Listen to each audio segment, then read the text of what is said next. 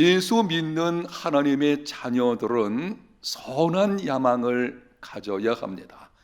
모든 그리스도인들이 남녀노소를 불문하고 모든 예수 믿는 그리스도인들이 반드시 가져야 하는 선한 야망이 무엇인지 예수님께서 복음서와 사도행전에서 반복해서 말씀하셨습니다.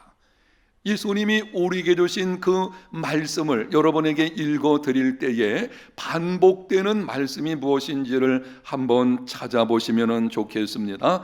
마태복음 28장 19절과 20절. 그러므로 너희는 가서 모든 민족을 제자로 삼아 아버지와 아들과 성령의 이름으로 세례를 베풀고 내가 너희에게 분부한 모든 것을 가르쳐 지키게 하라. 볼지어다 내가 세상 끝날까지 너희와 항상 함께 있으리라 하시니라. 마가복음 16장 15절. 또 이르시되 너희는 온 천하에 다니며 만민에게 복음을 전파하라. 사도행전 1장 8절. 오직 성령이 너희에게 임하시면 너희가 권능을 받고 예루살렘과 온 유대와 사마리아와 땅끝까지 이르러 내 증인이 되리라 하시니라. 부활하신 예수님께서 승천하시기 직전에 고별사로 주신 말씀들입니다. 고별의 말씀은 진정성이 있고 간곡함이 있습니다. 어떤 면에서는 지금까지의 모든 삶을 거기에 농축해서 주는 것이라고 해도 과언이 아닙니다. 예수님이 우리에게 주시는 반복되는 말씀이 무엇입니까? 강조하시는 것입니다.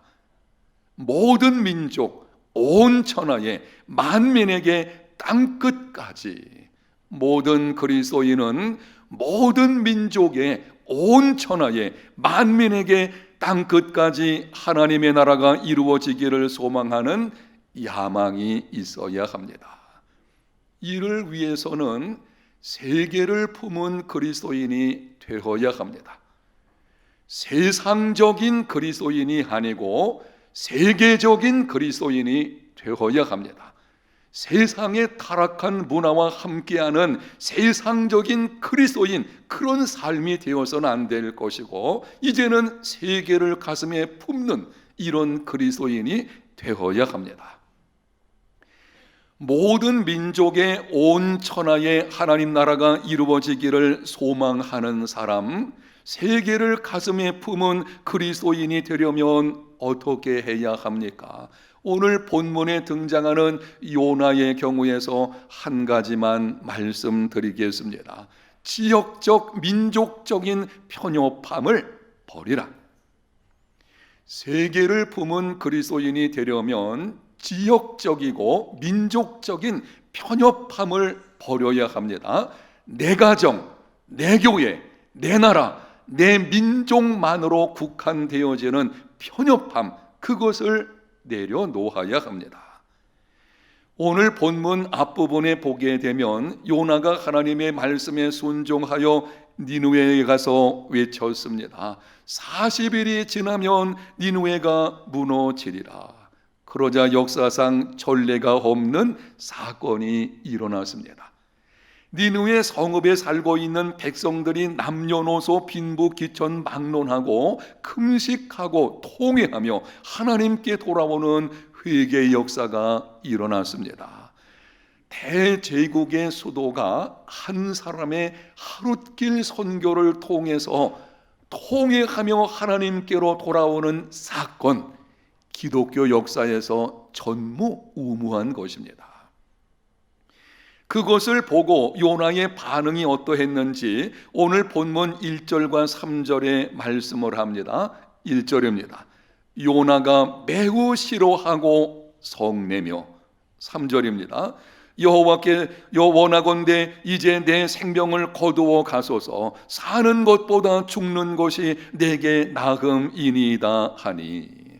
한 성읍이 회개하고 하나님께 돌아와 용서를 받았다면 할렐루야, 찬송을 불러야 할 것입니다. 더구나 그 사건이 나를 통해서 이루어졌다면 아마 온 몸으로 춤추는 것이 정상일 것입니다.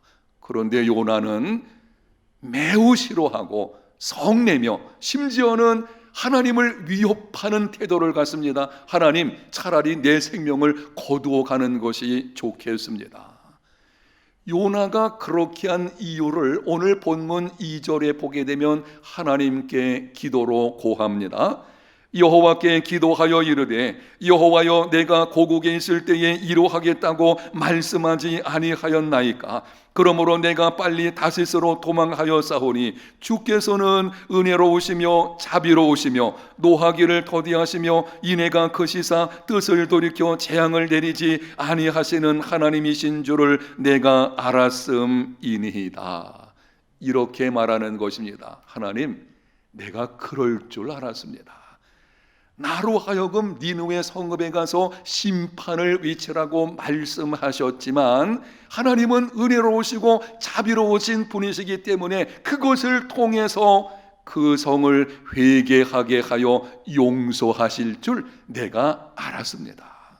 그래서 내가 도망친 것입니다. 요나는 니느웨 백성들이 회개하여 용서받는 것을 원치 않았습니다. 니느웨는 당시 대제국 아수르의 수도입니다.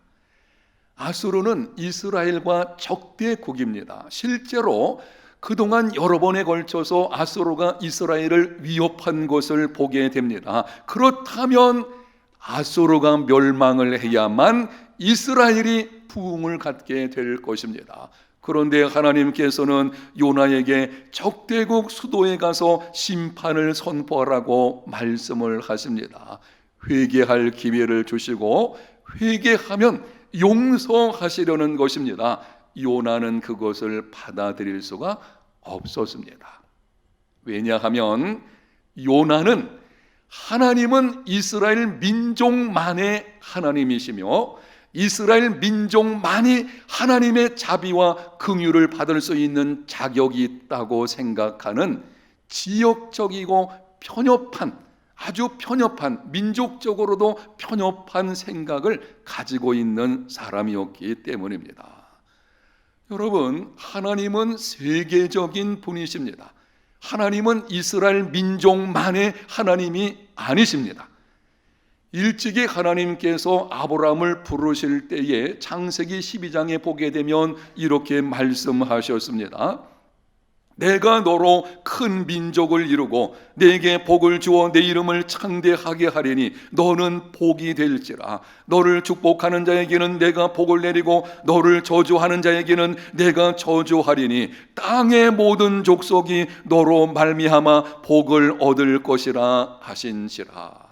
하나님께서는 아브라함을 부르실 때에 그 한 사람이 아니었어요. 그의 후손들만이 아니었습니다. 그의 후손들을 통해서 하나님은 우주적인 계획을 가지고 계셨는데 땅의 열방에 있는 모든 족속들을 구원하시려고 하시는. 그런데 이스라엘 백성들과 요나의 경우는 하나님의 우주적인 약속과 전망을 지역적이고 민족적인 편애의 교리로 강등시켜 버렸습니다. 하나님께서 이스라엘 백성들을 애굽 땅에서 건져내시고 가나안 땅으로 인도하여 들이셨습니다. 이유가 있는데요. 가나안 땅은 열방에 둘러싸인 지역입니다. 지정학적으로 보게 되면 하나님이 그들에게 주신 약속의 땅 가나안은 지금 이스라엘 땅을 여러분이 한번 생각해 보십시오. 위쪽으로는 유럽 대륙이 있고 옆으로는 아시아 대륙이 있고요. 아래는 아프리카가 있는 것을 볼 수가 있습니다. 당시 세계의 중심 지역이 바로 거기였거든요. 하나님이 이스라엘 자손들을 이러한 열방의 중심지에 옮겨 놓으신 것은 그곳에서 거룩한 삶을 통해 열방의 하나님의 영광을 드러내게 하시려는 것입니다. 그런데 요나를 비롯한 이스라엘 백성들의 경우에는 온 땅의 주인이신 하나님을 자기들만의 신, 지역과 민족의 신으로 바꾸어 버렸습니다. 그 결과가 어떻게 되었습니까? 가나안 땅에 들어가서 너무 쉽게 가나안의 우상들을 섬기게 된 것입니다. 하나님은 온 천하에 오직 한 분이신 신이십니다. 믿습니까? 하나님은 유일하신 신이십니다. 그런데 하나님을 자기 민족 그리고 자기 지역의 신으로만 생각을 하니까 다른 민족, 다른 지역에도 신이 있을 것이다. 그렇다면 다른 지역에 살게 되면 그 지역의 신을 우리가 섬겨야 되겠다. 이런 잘못된 사고 방식이거든요. 그래서 하나님과 우상을 동시에 섬기는 결과는 영적으로 도덕적으로 심히 타락함으로 사명을 잃어버린 민족이 되어버렸습니다. 세계를 품은 그리스도인이 되려면 지역적 민족적인 편협함을 버려야 합니다. 내 가정, 내 교회, 내 나라, 내 민족만 생각하는 이 편협함을 내려놓아야 합니다. 여러분, 그러면은 지역적 민족적인 편협함을 버리고 세계를 품은 그리스도인이 되려면 어떻게 해야 하겠습니까? 간단하게 몇 가지 정리해서 말씀을 드리겠습니다. 첫 번째는 하나님에 대한 바른 지식을 가져라. 요나를 비롯한 이스라엘 민족이 지역적이고 민족적인 편협함을 갖게 된 가장 중요한 이유는 하나님이 어떤 분이신지를 바르게 할지를 못했기 때문입니다. 하나님을 자기 틀만에, 그리고 언약의 하나님, 이스라엘 백성들은 언약을 받은 백성들이거든요. 언약의 하나님으로만 생각한 것입니다. 그러나 하나님은 언약의 하나님이시면서 동시에 창조주 하나님이십니다. 성경은 이렇게 시작을 합니다. 태초에 하나님이 천지를 창조하시니라. 하나님은 천지 만물을 창조하신 모든 만물과 모든 영역의 주권자이십니다. 하나님을 교회 안에 혹은 종교 영역에 제한하지 마십시오. 하나님은 교회를 넘어 나라와 민족과 열방의 하나님이십니다. 하나님은 종교 영역을 넘어서 정치, 경제, 사회, 문화, 예술 모든 영역의 하나님이십니다. 지역과 민족을 넘어선 상천하지의 하나님이십니다. 세계를 품은 그리스도인이 되려면 하나님에 대한 바른 지식을 가져야 합니다. 사랑하는 여러분, 하나님을 제한시키지 마십시오. 내 생각, 내 욕심을 따라서 하나님을 가두어 두지 마십시오. 하나님은 상천하지에 오직 하나이신 분이십니다. 하나님을 하나님으로 바르게 할 때에 그때 우리는 세계를 품은 그리스도인으로 자라게 되는 것입니다. 두 번째는 세계를 가슴에 품고 기도하라. 시편 2편 8편의 8절에 이렇게 말씀을 합니다. 내게 구하라. 내가 이방 나라를 내 유업으로 주리니 내 소유가 땅끝까지 이르리로다. 기도는 영적 지경을 넓히는 방편입니다. 내가 품고 기도하는 만큼 내 영적인 지경이 넓혀지게 됩니다. 내가 나와 나의 가족만 위해서 기도한다면 나의 지경은 그것뿐입니다. 그러나 넓혀서 교회를 위해서 지역과 나라와 민족과 그리고 세계를 가슴에 품고 기도한다면 우리 영적인 지경이 넓혀져서 세계를 품은 그리스도인이 되는 것입니다. 여러분, 사람들은 우리의 사랑을 거절하고 우리가 전하는 메시지를 거부할 수도 있습니다. 우리가 복음을 들고 열방에 나갔을 때에 그 복음을 거절하고 때로는 핍박하는 사람이 있는 것을 보게 됩니다. 그러나 우리의 기도는 막지 못합니다. 어떤 사람이 기도를 최첨단 미사일과 같다 이렇게 비유를 했는데요, 이 비유가 한편으로는 맞고 한편으로는 맞지 않습니다. 맞지 않는 것은 최첨단 미사일은 파괴성을 가지고 있거든요. 기도는 그렇지 않습니다. 기도는 살리는 역할인 것이지 파괴력을 가진 것은 아닙니다. 그런데 같은 비유에 쓸만한 그런 내용도 있는 것을 보게 되는데요. 최첨단 미사일 같은 경우는 내가 원하는 곳에 원하는 시간에 아주 정확하게 갖다가 꽂아낼 수 있거든요.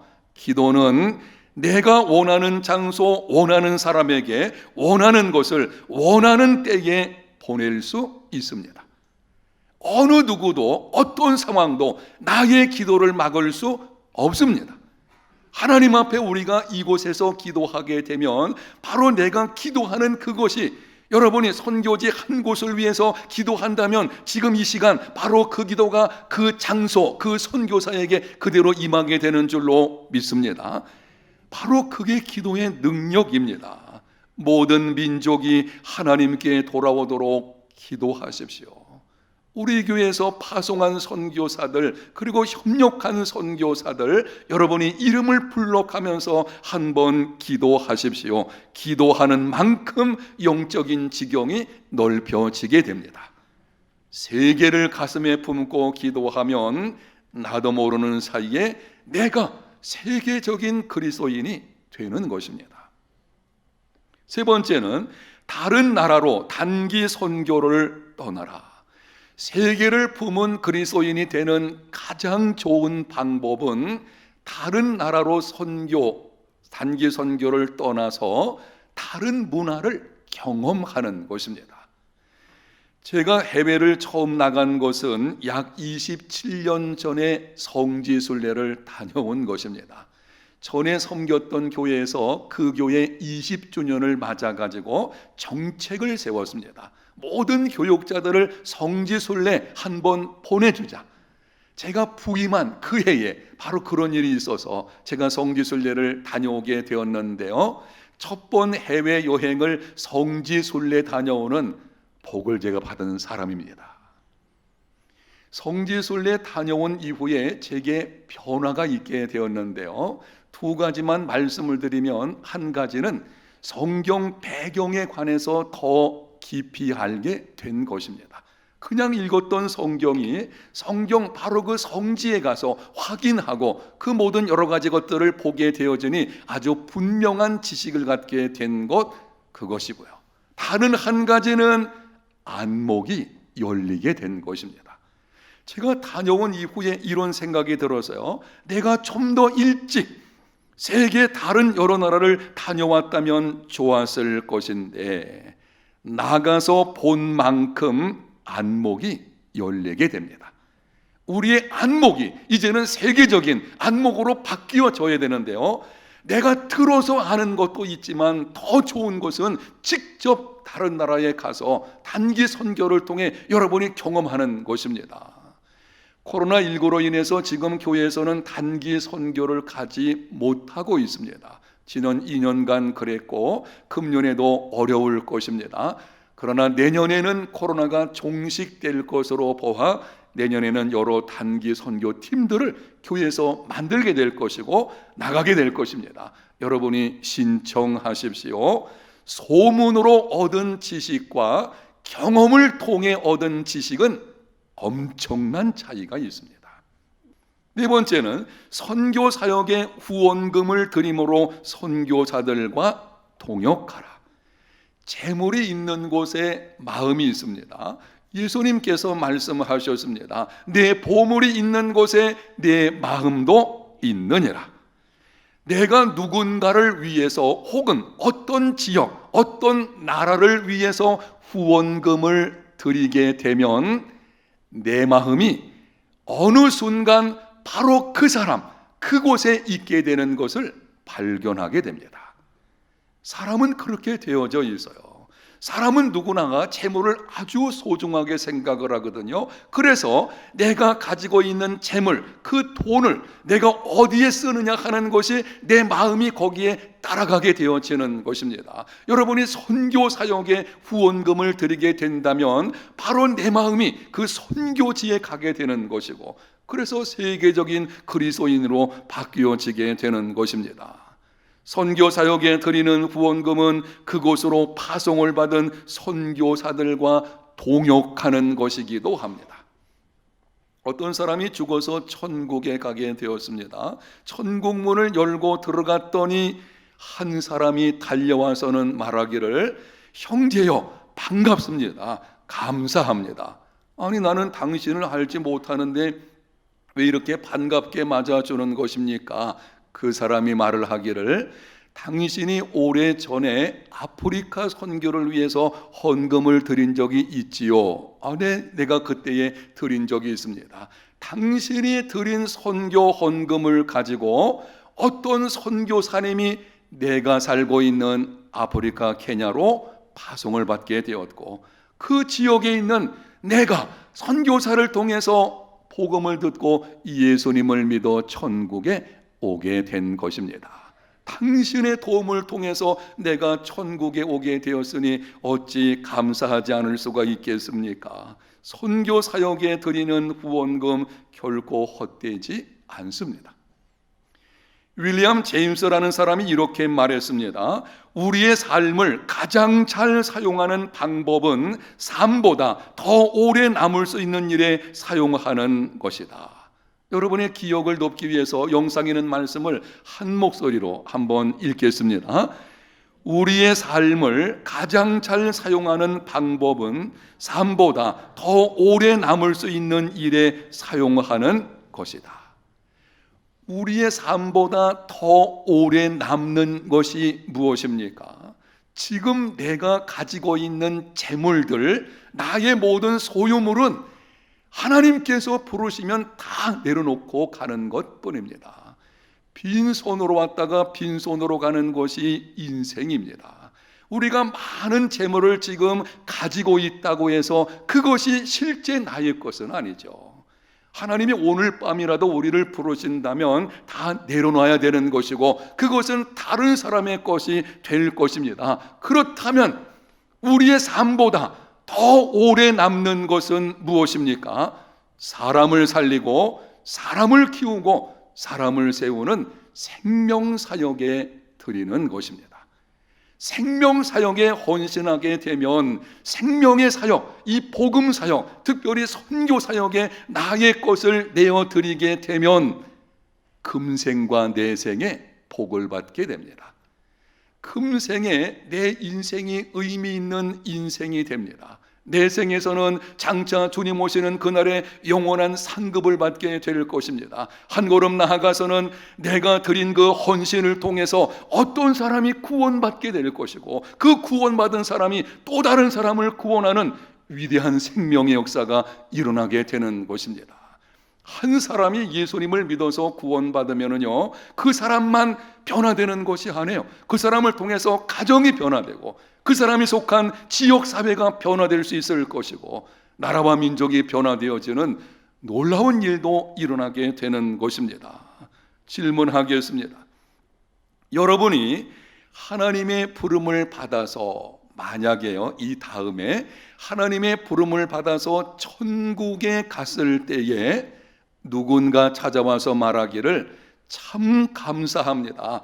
당신 때문에 내가 이곳에 오게 되었습니다. 라고 말하는 사람이 한 사람 이상이라도 있으십니까? 천국 친구 만들어야 돼요. 이 땅에서도 좋은 친구들을 많이 갖는 것 참 중요합니다. 여러분, 그런데 우리가 천국 갔을 때에 적어도 그 사람이 당신으로 인해서 내가 이곳에 오게 되었으니, 아니 천국에 오는 것만큼 큰 복이 어디 있겠어요? 내가 이곳에 오게 되었으니 정말 감사합니다 라고 하는 친구를 한 사람 이상 만드는 복 있는 삶이 되시기를 바랍니다. 선교는 주님의 명령입니다. 선교는 영혼을 구원하는 것입니다. 주님의 명령에 순종해서 가든지 보내든지 선교의 사명을 감당하는 저와 여러분, 우리 모두가 다 되시기를 예수님 이름으로 축복합니다.